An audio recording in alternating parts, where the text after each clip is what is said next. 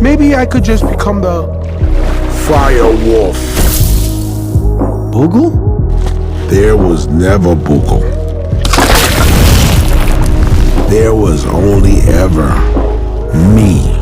The friend who had always been by our side, the one we trusted the most, the one we were closest to, was actually the most evil, most brutal firewolf from the legend of Firewolf Valley. Only at that moment did we finally understand everything from the very beginning had been a carefully planned scam. Back then, the Joe used magic pods to seal the firewolf inside a cuckoo fish. And after countless years of waiting, the firewolf finally found his chance. He found us, Ivy and me, two naive and foolish souls who trusted the so-called friend without hesitation, and even helped him break the seal with our own hands, setting him free once again. Ivy and I froze on the spot, our bodies going cold, unable to believe what we were seeing. My most trusted friend was actually the real mastermind behind it all. In that moment, all hope completely shattered, and every belief in my heart collapsed in an instant. I hated his betrayal, and I hated even more the disaster the firewolf had brought to the entire forest. But why? You ruined everything. There was so much peace here. There was peace here, and you destroyed it. You caused so much pain. What about my pain? I was the runt of my litter, so my pack tossed me aside to die. And none of the other creatures wanted me around. So I promised myself that one day I would burn the valley down, and those who survived would bow down to me. Just then, Ivy suddenly rushed toward the magic pods. She wanted to transform into a stronger creature to fight the firewolf. But the firewolf bit her down instantly and violently flung her away. Then the firewolf burned down all the remaining pods. It's time. The valley was ruled by fear again. Now fully revived, he clearly wanted to reclaim everything that once belonged to him. But I didn't abandon Ivy. I dragged my weak body, desperately pulling her, even though she weighed several times more than me, step by step, struggling toward Bird Mountain. For an entire day and night, I never stopped and I never rested. With nothing but sheer willpower left, I finally brought Ivy back to Bird Mountain. Ivy? Help her.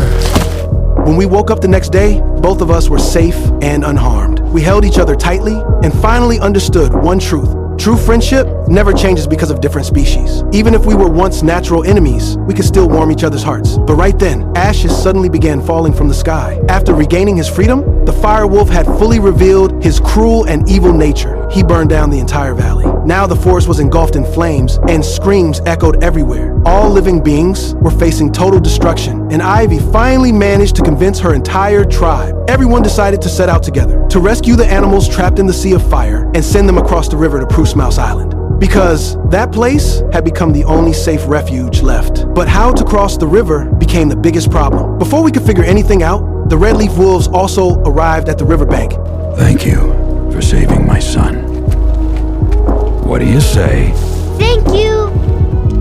We can help. They were here to help as well. With the help of the wolf pack, everyone slowly crossed the river using floating logs. But when my dad saw how many animals I had brought back, he completely lost it. Especially when he saw the old rivals, the Gavin birds. He nearly broke down. Is this kid trying to get everyone killed before he's satisfied? No matter how hard I tried to explain that they were only seeking refuge, my dad refused to trust any other tribe. So I had no choice but to tell everyone about the terrifying legend. It turned out everything in the legend was real. The forest now was facing an unprecedented disaster. Only if all tribes worked together would there be a chance to defeat the firewolf. Dad, I know you're scared, but we have to trust each other.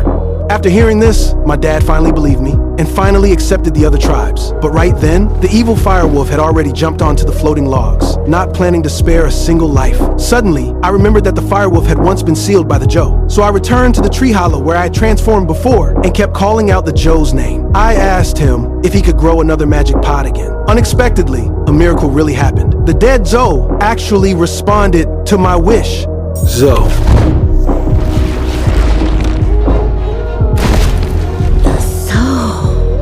Can't be. Okay, Ollie, we got this. Holly? That's our son! Just as the firewolf was about to storm ashore and unleash slaughter, I, now transformed into the Zoe, was already standing in front of him. I easily extinguished his flames and knocked him straight to the ground. But just as Ivy rushed forward, holding a magic pod, ready to turn the firewolf back into a cuckoo fish again, the firewolf suddenly stood up. The flames on his back instantly burned the pod to ashes. He wasn't gonna fall for the same trick twice. Even though the Dozo's body was enormous, it was far too slow. I couldn't catch the Firewolf's agile movements at all. Soon, my entire body was swallowed by flames. All that seemed left for me was total destruction. The Firewolf stood high above me, his eyes filled with cold mockery. But right then, countless vines suddenly crept out from the ground, tightly wrapping around his limbs, locking him completely in place. And I gathered every last bit of strength I had left and smashed the rocks blocking the river channel. Then, together with the Firewolf, I fell into the river.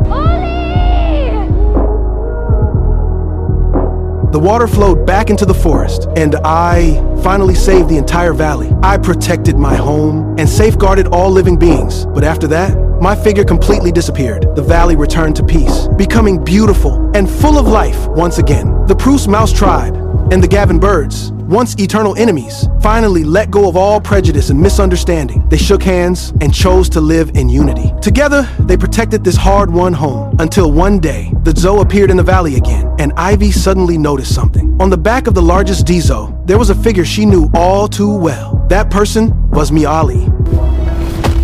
Ollie! Oh, Ollie! You're alive! Ah! I thought you were gone forever!